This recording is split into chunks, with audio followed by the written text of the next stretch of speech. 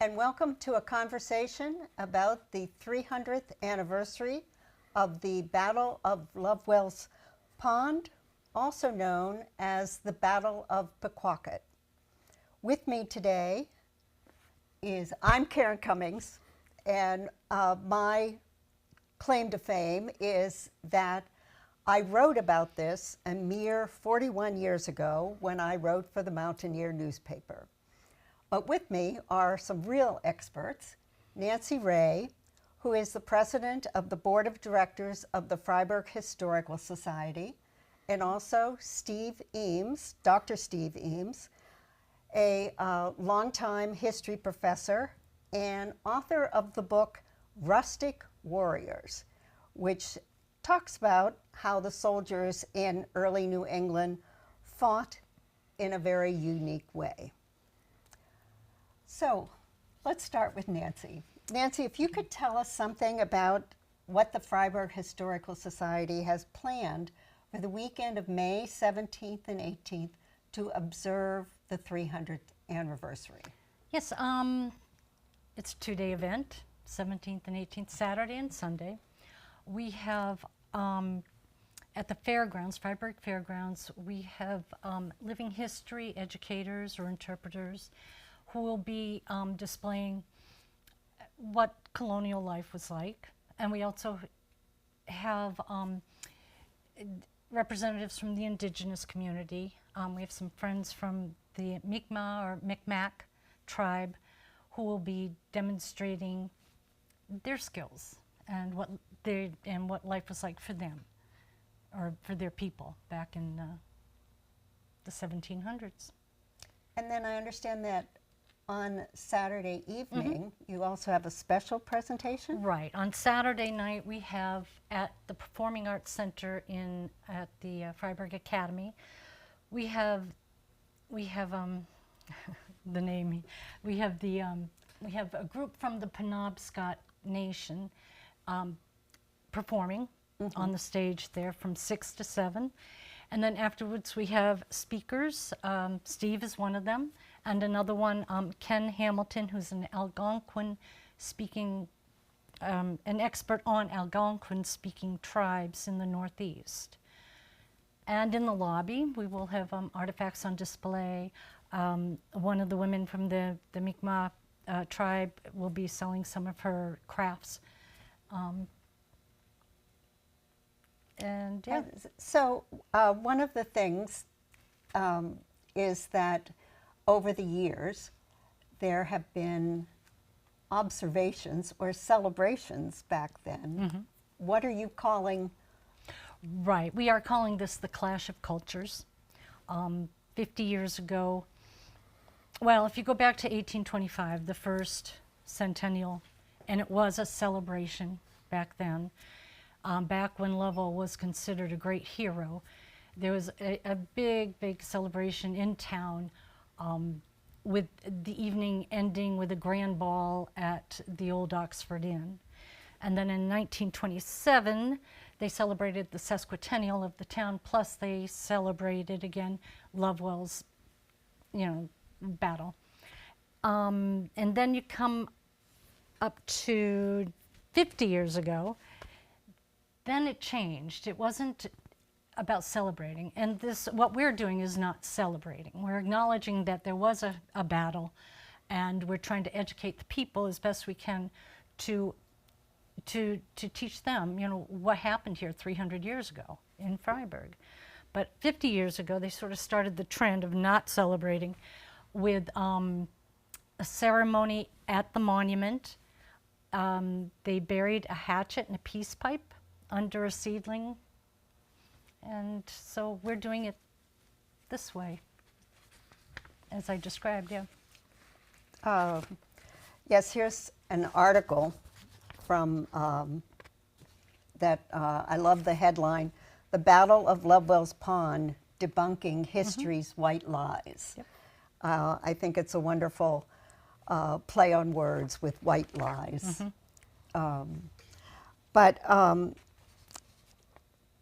So this battle between Lovewell and his men and the Pequawkets was painted as heroic action by the English against the savages for a long time.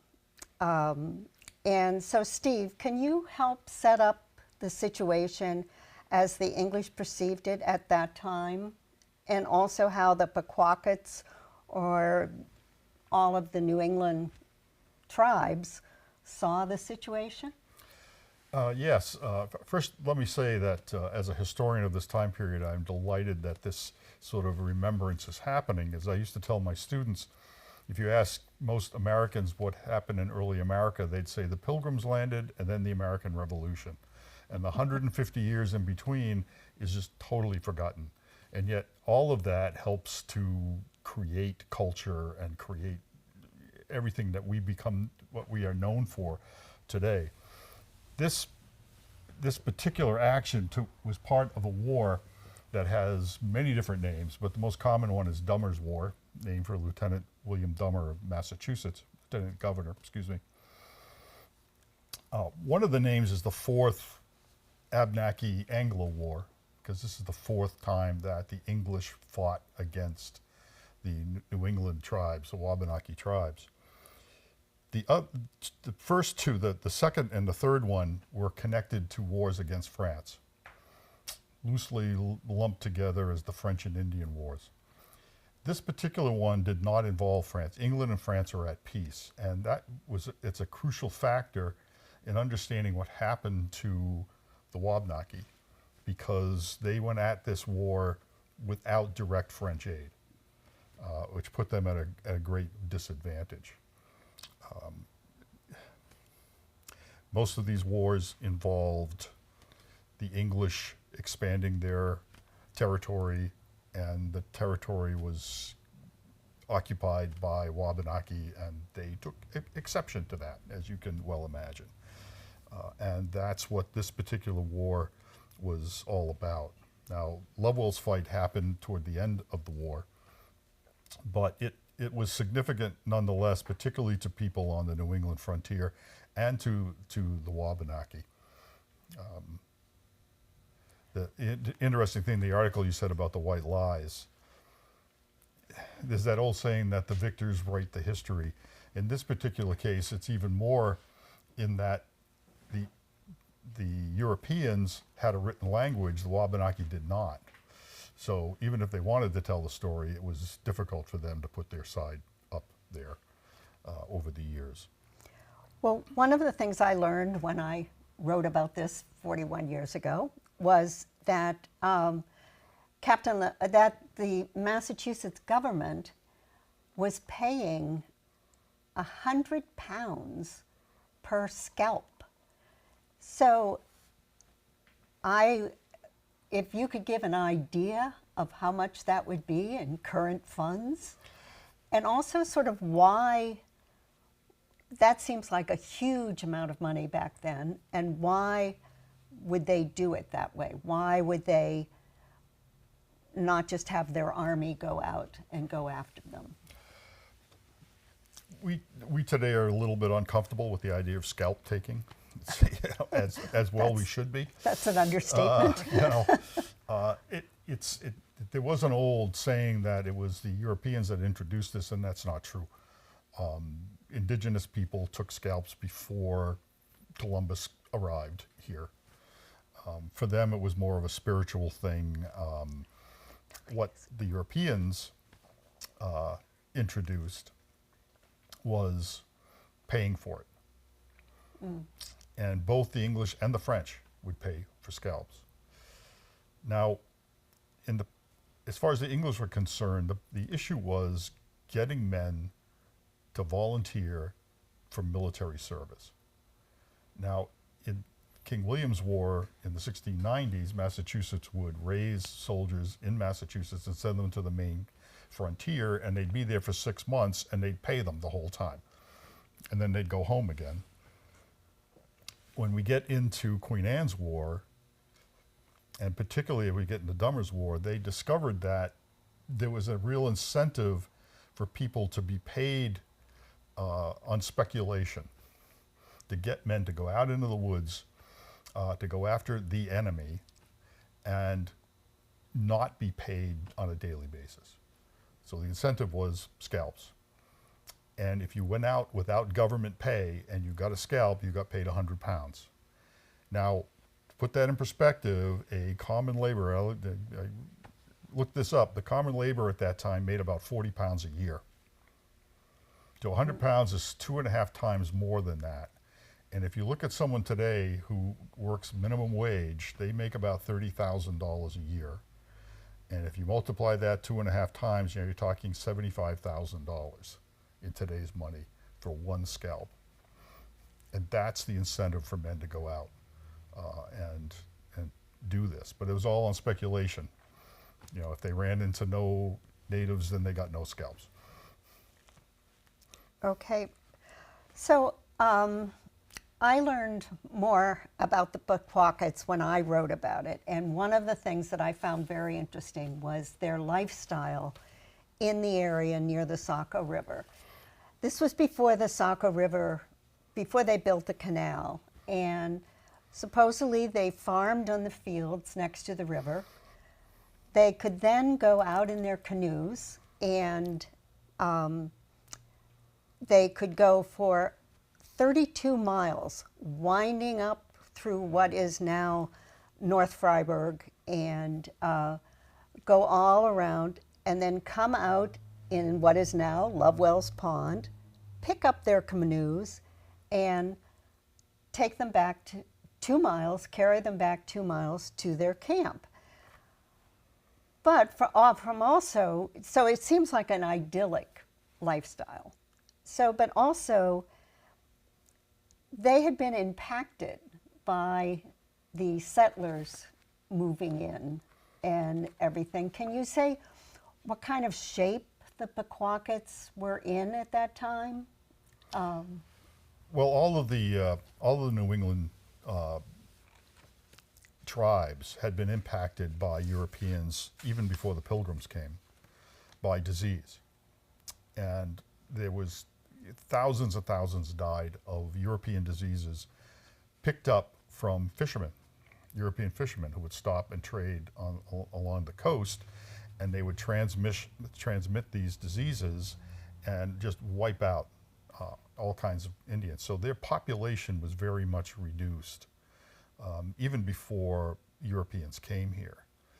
Now, you add in this into it, a very deep cultural difference in that English believed their position in society was based on owning land and how much land you owned. Indigenous people had no concept of owning land. How can you own land? You can own a bow, you can own the items that you've made and use, those things you can own, but you can't own land. You can use it, you can control hunting and that sort of thing. But the idea of owning land that the English had, they had just no concept of this. And so when presented with this piece of paper and told to sign this, they had no clue that they were giving up ownership of land in signing that. They thought, okay, we're going to give you permission to hunt there. We're cool with that. But the English would say, well, no, you got to go because we're going to farm this, we're going to build buildings, and we're going to, you have to leave. And this is, as the English population grew and they needed more and more land, they kept pushing out into the frontier and pushing against these indigenous people who were not happy with that.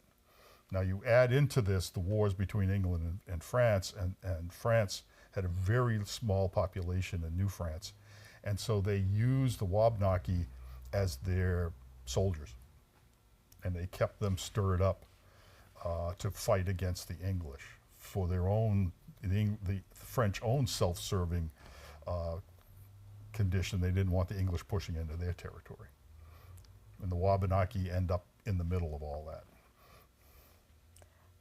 So the actual battle was between very few men on either side. Yes. Do you know the story of the actual battle? Yes, it is John Lovewell. This is his third raid that he had taken out. Again, they're going out as speculators. And the second raid, they actually took 10 scalps. So if you think about what I just said, that's $750,000 that they got from those 10 scalps. And so they went out again, and they're coming up to where the Pequawkets, where their village was. And, you know, Lovewell made huge mistakes, which he hadn't on his other raids, but he made a huge mistake and got ambushed. And what we have is an all-day battle, which in itself is unusual. One of the things that I find about this from my own personal research is what it tells us about the experience of warfare, the experience of battle. And this particular fight can reveal a lot of that, from everything from what it was like to be in that fight to what happened after. I mean, you talk about wounded men days and days and days wandering through the woods to try to get back to civilization. And you look at the Pequawkets, who lose a chief, a principal chief, a leader, a war leader, Paugus. And they have casualties as well. I mean, war brings death. So without going into great detail, because we'd be here all day if I really got into it.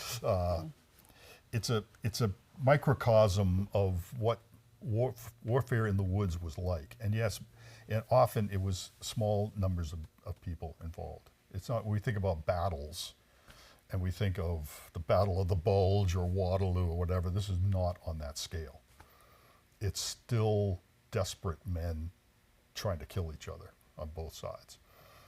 And how do they do it, and how does it, what happens? So, how, it seems though, despite the fact that it was not a huge amount of people involved, that it made a big difference in New England. Well, the Dummers War as a whole made a difference. The Dummers War forced Wabanaki deeper, farther away from the English settlements. I mean, it's not only this battle, which they lost Paugus and they lost men, even though technically they won that action, they also lost Norridgewock. The previous summer, the village of Norridgewock was attacked. A French priest, Father Rawl, was killed. So what they found, again, because they didn't have the backing of the French, the Wabanaki were kind of thrown back on their heels by Dummers War as a whole, and found themselves having to retreat away from the English settlements, which left that land open for the English to expand and go forward, which they would do over the next decade or so. And hence we have Fryeburg, Maine. I know. Yes. And to mention, would you agree that the Pequawkets no longer exist because they packed up and they went off to Canada? Well, after the I mean, war? I'm sure they're descendants of Pequot. I mean, as far as the Pequots, they do exist, but they weren't living here anymore. Right. Yeah. So, so the events are coming up. Right. Even though the war, there's a difference in when the date was.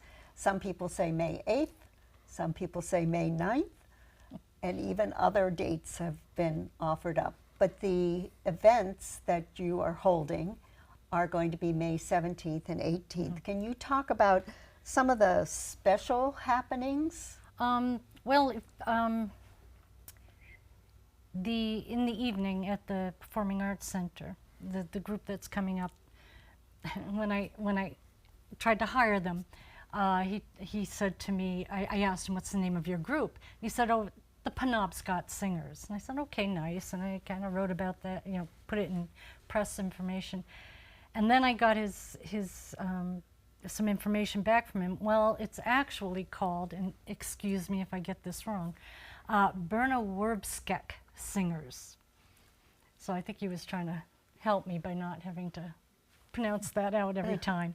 I saw them a few weeks ago, and they're very powerful. It's 4 to 5 men sitting around a very large drum, and they don't just tap it, they bang the drum and they sing out loudly in their native tongue. And it's stirring, it's absolutely stirring inside. So they'll be there from 6 to 7. And This is at the Laura Hill. Yes, Laura Hill Eastman Performing Arts Center. Okay. That is 6 to 7. 7 to 9 will be yourself and Ken Hamilton. There'll be a passing of the microphone for any questions. At the fairgrounds, we kind of really covered living history educators, the colonists, but yet the indigenous will be represented as well. It was important to kind of even this out for obvious reasons. Now Ken, who is going to be demonstrating, he's a living history educator for the indigenous, and he is going to be demonstrating how to make a lean-to, similar to what they did back in the 18th century. The lean-tos were constructed along the Saco River, so when the Pequawkets went out, they would have a place to stay if they were having a good time hunting and doing well fishing, and they couldn't get back to the village, they'd stay in lean-tos. So Ken is going to be building a lean-to, and he'll also have the tools out there, like the tools that they had used in the 18th century. Yes, and the group that's going to be there is going to be demonstrating that the technology of the time, Right. the flintlock muskets, Oh, I forgot and the that, that's right. clothing that was worn. This is something that for younger people, they just tend to love this because it's much more alive than just reading it in books. And as far as my talk, you're gonna hear me expand everything that I just mentioned and have it make sense. And it's gonna be it's gonna focus on how do we learn about these two different cultures from what they did in this particular action. But also I want to touch on how perception changes over the years as well. We look back on these things based on our own culture at this time. You know, we quite rightly frown upon the idea of scalping. In 1825, not so much. They didn't really care. So it's one question yes. while you're talking. Where did scalping, did they take that from the Native Americans doing it? Yes. Because they certainly didn't bring it from Europe. No. The Europeans, if you read about Europeans, they tended to cut heads off. That's what they did in battles. No, this was something that natives did. We talked earlier, I mentioned just quickly that the French found they had to change that a little bit because the natives allied to the French would get paid for English scalps, but they were taking the scalp and cutting them in half, so you get paid for 2 of them. So the French said, oh, no, you got to bring 2 ears as well as the scalp. Terrible. But they also, the French paid for captives. So there was, on these raids that happened throughout all of these wars,